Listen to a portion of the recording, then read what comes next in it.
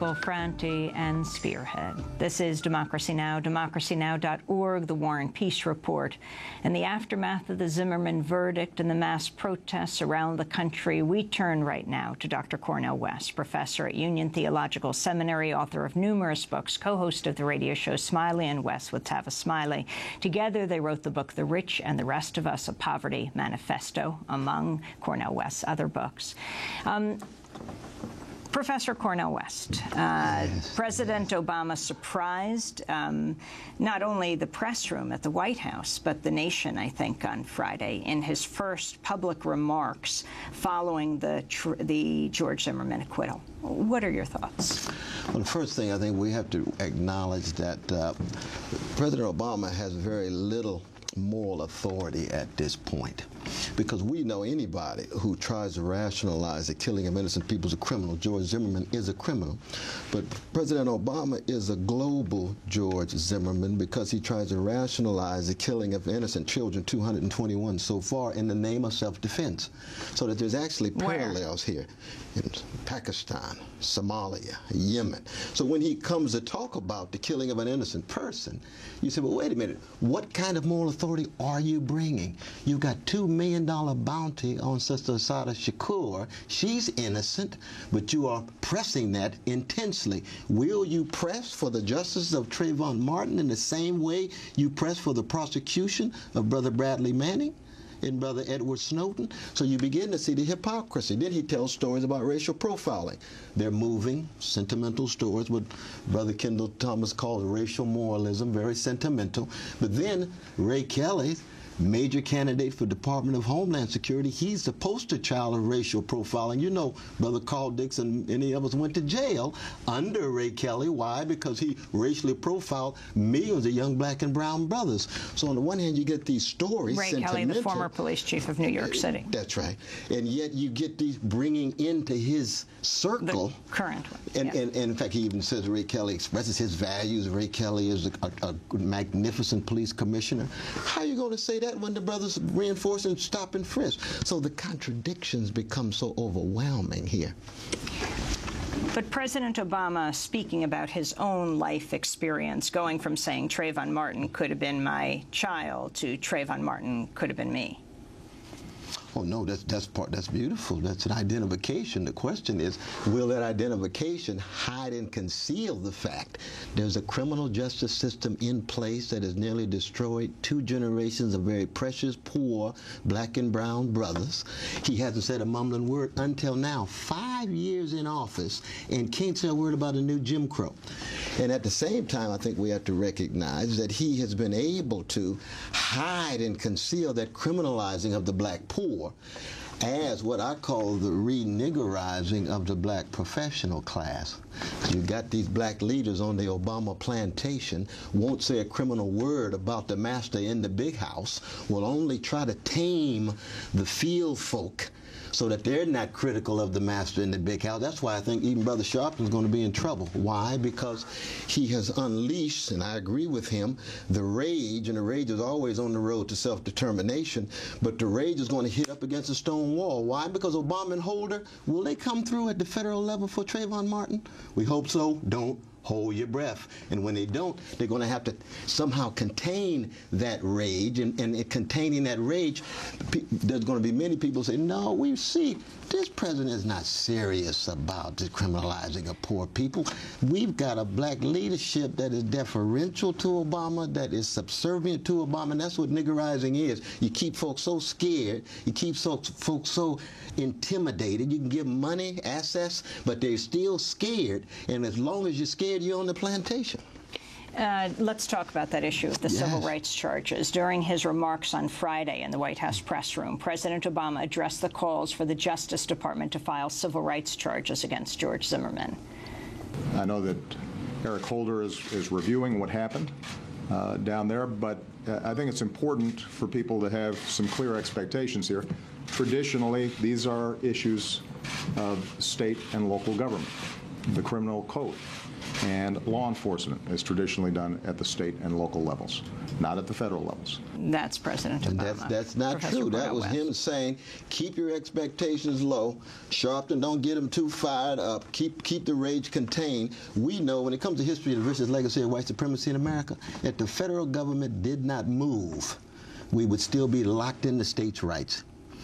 And states' rights is always a code word for controlling, subjugating black folk. That's the history of the black struggle, you see. So what he was saying was, don't expect federal action. Well, Sharpton's going to be in trouble. Mark Murray, y'all, two brothers, they're going to be in trouble. Urban League. Urban League, absolutely. Ben Jealous, God bless the brother, he's going to be in trouble. He's getting folk riled up to hit up against this stone wall. The next thing they'll be talking about, well, maybe we ought to shift to gun control. No, we're talking about legacy of the white supremacy. We're talking about a criminal justice system that is criminal when it comes to mistreating poor people across the board, black and brown especially. And let us tell the truth and get off this Obama plantation and say, you know what?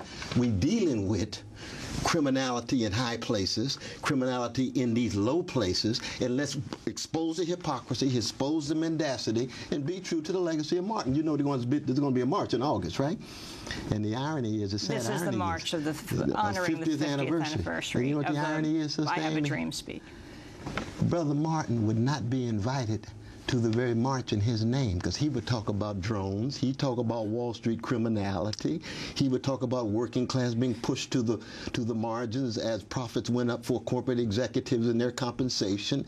He would talk about the legacies of white supremacy. Do you think anybody at that march would talk about drones and the drone president? Would you think anybody at that march would talk about the connection to Wall Street? They all on the plantation. Are you invited? Oh, can you imagine? Good God, no. I mean, I pray for them because I'm for liberal reform, but liberal reform is too narrow, too truncated, and of course the two-party system is dying, and therefore it doesn't have the capacity to speak to these kinds of issues. So no, not at all. So you're saying that President Obama should not only say, I could have been Trayvon Martin, but I could have been, for example, Abdurrahman Awlaki, the 16-year-old son of Anwar Awlaki, who was killed in a drone strike. Or the nameless 221 others, precious children, who are as precious as the white brothers and sisters in Newtown that he cried tears for.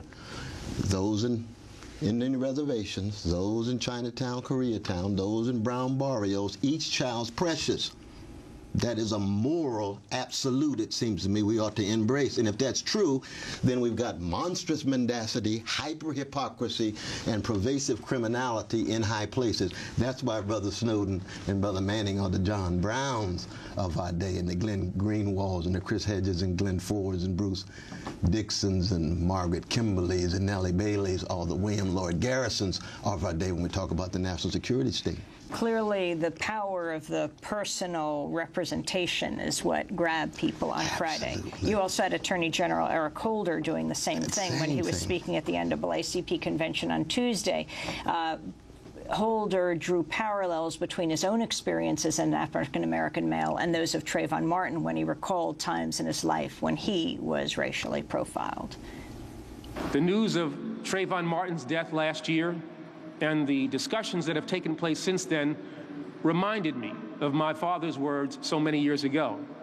And they brought me back to a number of experiences that I had as a young man, when I was pulled over twice and my car searched on the New Jersey Turnpike when I'm sure I wasn't speeding, or when I was stopped by a police officer while simply running to catch a movie at night in Georgetown in Washington, D.C. I was, at the time of that last incident, a federal prosecutor. So, Trayvon's death last spring caused me to sit down to have a conversation with my own 15-year-old son, like my dad did with me. This was a father-son tradition I hoped would not need to be handed down. But as a father who loves his son and who is more knowing in the ways of the world, I had to do this to protect my boy. I am his father, and it is my responsibility not to burden him with the baggage of eras long gone, but to make him aware of the world that he must still confront. This is a sad reality in a nation that is changing for the better in so many ways. That's U.S. Attorney General Eric Holder. They're the ones in the Justice Department who are deciding whether or not to bring civil rights violations, criminal charges against George Zimmerman, who was acquitted in the Trayvon Martin killing, Professor Cornel West. And no, there's no doubt that the vicious legacy of white supremacy affects the black upper classes. It affects black middle classes. But those kinds of stories hide and conceal just how ugly and intensely vicious it is for black poor, brown poor. And so you end up with, if that's the case, why hasn't the new Jim Crow been a priority in the Obama administration? Why has not the new Jim Crow been a priority for Eric Holder? If what they're saying is something they feel deeply, if what they're saying is that they themselves and their children have the same status as Brother Jamal and Sister Letitia and Brother Ray Ray and Sister Jarrell, then why has that not been a center part of what they do to ensure there's fairness and justice? Well, the reason is political. Well, we don't identify with black folk because the black president can't get too close to black folk because Fox News, with their reactionary self and oft in so many instances, will attack them, and that becomes the point of reference. No. If they're going to be part of the legacy of Martin King, Fannie Lou Hamer, Ella Baker, and the others, then the truth and justice is something you pursue. You don't care who is coming at you. But no, this black liberal class has proven itself to be too morally bankrupt, too hypocritical, and indifferent to criminality. Wall Street criminality, no serious talk about enforcement of torturers and wiretappers under the Bush administration. Why? Because they don't want the subsequent administration to take them to jail. Any reference to the hunger strike of our brothers out in California and other places dealing with torture, sustained solitary confinement is a form of torture. And we won't even talk about Guantanamo. Force-feeding, tortured in its core. Didn't our dear brother Yasin Ben point that out? The former Mos Def? God bless that brother. Jay-Z got something to learn from Mos Def. And both of them lyrical geniuses, but Jay-Z got a whole lot to learn from Mos Def. Explain that Yasin Bey actually underwent force feeding to see how it felt, and broke down and started screaming, "Stop, stop," in the middle of it. And it was a videotape that went viral. Twice a day for those precious brothers in Guantanamo Bay. And of course, that's under Bush. People say, that's under Bush. Okay, Bush was the capture and torture president. Now we got the targeted killing president, the drone president. That's not progress. That's not part of the legacy of Martin King. That's not part of the legacy of especially somebody like a Dorothy Day and others who I think ought to be at the center of what we're all about, you see. Let me turn to another clip. Near the end of his speech on Friday, President Obama said the nation should be doing a better job helping young African-American men feel that they're a fuller part of society. I want to play that clip in a moment, but how would you do this? Well, when I heard that, I said to myself, Lord, he came to New York City and said Michael Bloomberg was a terrific mayor. Well, this is the same mayor who, again, nearly 4.5 million folk have been stopped and frisked. What's terrific about that if you're concerned about black boys being part of society? No, I would say we're going to have to talk seriously about massive employment programs, high-quality public education, not the privatizing of education, dealing with gentrification and the land grab that's been taking place, ensuring that young black boys, and I want to include all poor boys, but I'll begin on the chocolate side of town, there's no doubt about that, that ought to have access to a sense of self-respect and self-determination, not just through education and jobs, but through the unleashing of their imagination. More arts programs in the educational system. They've been eliminated. Those are the kind of things hardly ever talked about. But, we can talk about trans partnerships in terms of global training for capital and multinational corporations and big banks. That's been the priority, the Wall Street friendly and the corporate friendly policies that I think are deeply upsetting for somebody like myself, vis-a-vis the Obama administration. This is what President Obama said Friday. We need to spend some time in thinking about how do we bolster and reinforce our African-American boys. And this is something that Michelle and I talk a lot about. There are a lot of kids out there who need help, who are getting a lot of negative reinforcement. And is there more that we can do to give them a sense that their country cares about them and values them and is willing to invest in them.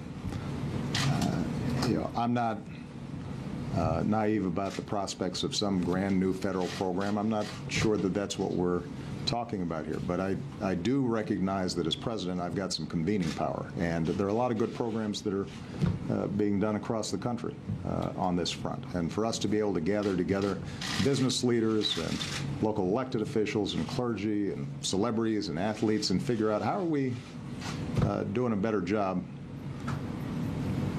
helping young African American men feel that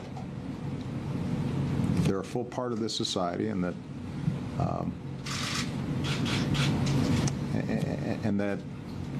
they've got pathways and avenues to succeed.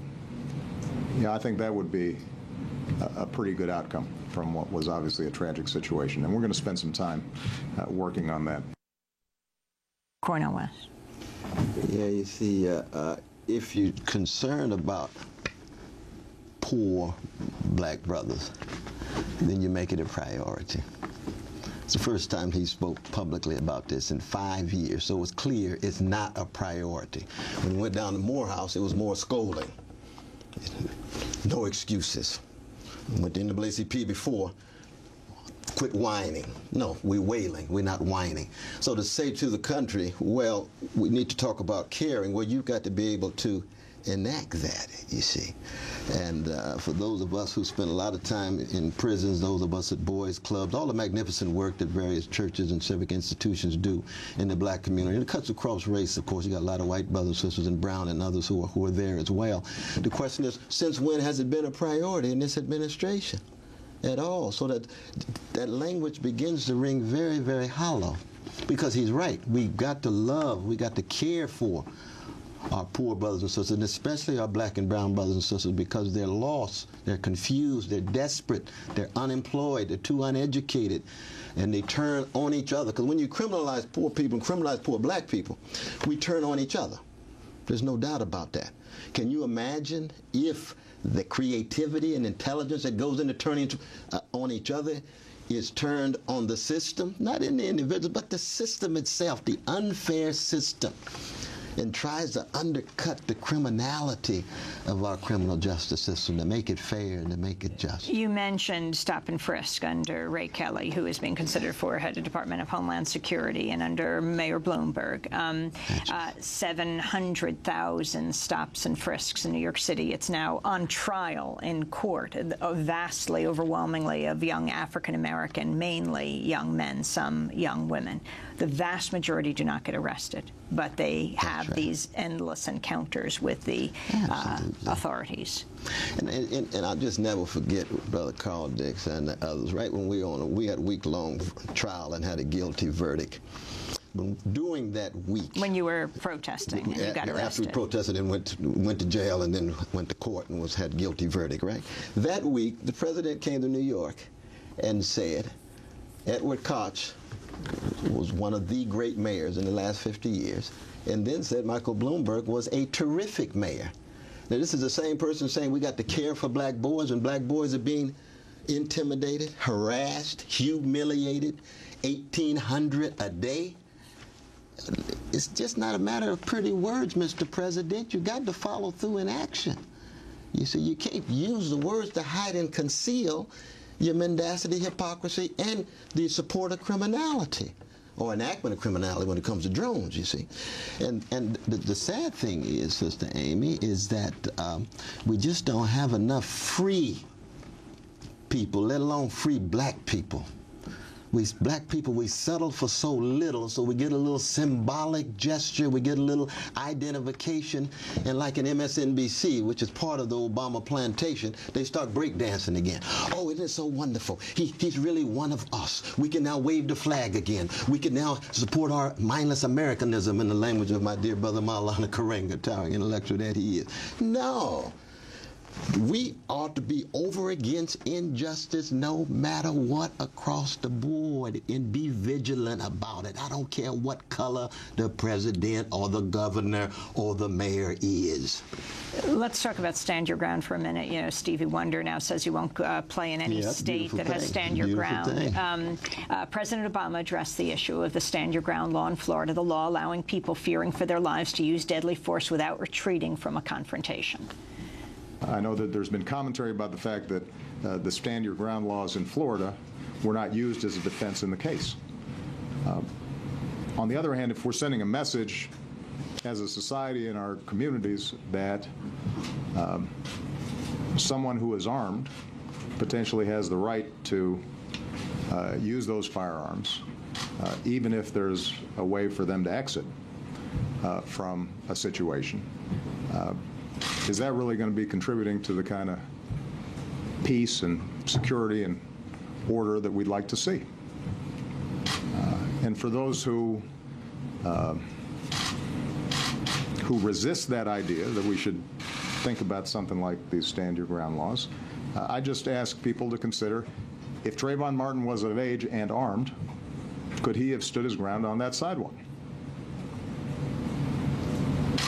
And do we actually think that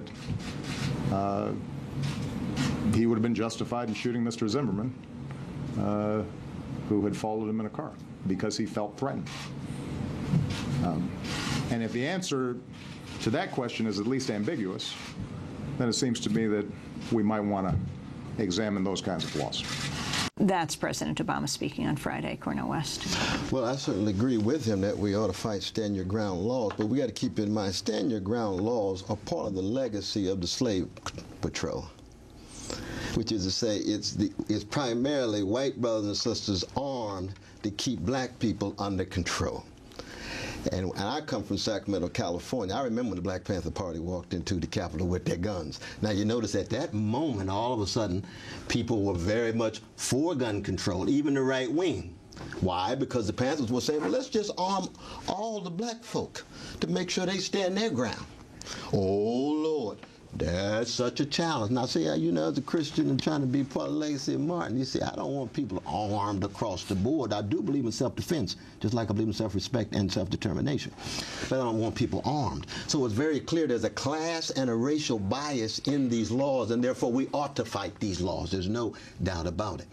But we have to be very honest and candid about the hypocrisy operating when we talk about these things. It was rather chilling to hear both Robert Zimmerman, George Zimmerman's brother, and also Mark O'Mara, the attorney for George Zimmerman, talking about how the fact that George Zimmerman's supposed to get his gun back, that he needs it more than ever because he's targeted, because he's afraid. What is more frightening than a frightened George Zimmerman with a gun? No, it's true, but I mean, when you let criminals off, they feel as if their criminality has been affirmed, and therefore they want to be able to continue to act as if business is as usual, back to business as usual. Cornel, as we wrap up this segment, I'd like you to stay for the next segment about Howard Zinn's books in Indiana. If you were invited to speak at the 50th anniversary celebration of the I Have a Dream speech, the March on Washington, August 28, 1963 is when it happened, 50 years ago, what would you say? Give us a few minutes. I would say we must never tame Martin Luther King Jr. or Fannie Lou Hamer or Ella Baker or Stokely Carmichael. They were unbossed. They were unbought.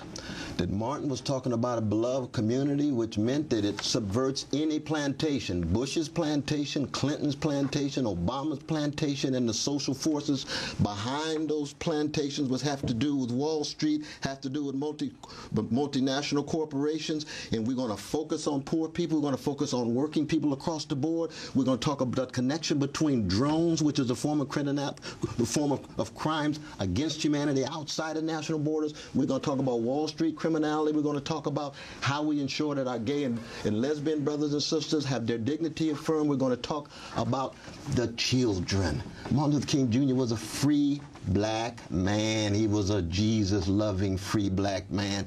Will the connection between drones, new Jim Crow, prison industrial complex, attacks on the working class, escalating profits at the top be talked about and brought together during that march? I don't hold my breath, but Brother Martin's spirit would want somebody to push it. And that's part of his connection to Malcolm X. That's part of his connection to so many of the great freedom fighters that go all the way back to the first slave who stepped on these decrepit shores. Cornel West. Professor Cornel West now teaches at Union Theological Seminary here in New York. Before that, he was a professor at Princeton University, and before that at Harvard University. He is the author of numerous books, co-hosts a radio show with Tavis Smiley called Smiley and West, and together they wrote the book The Rich and the Rest of Us, a Poverty Manifesto. When we come back,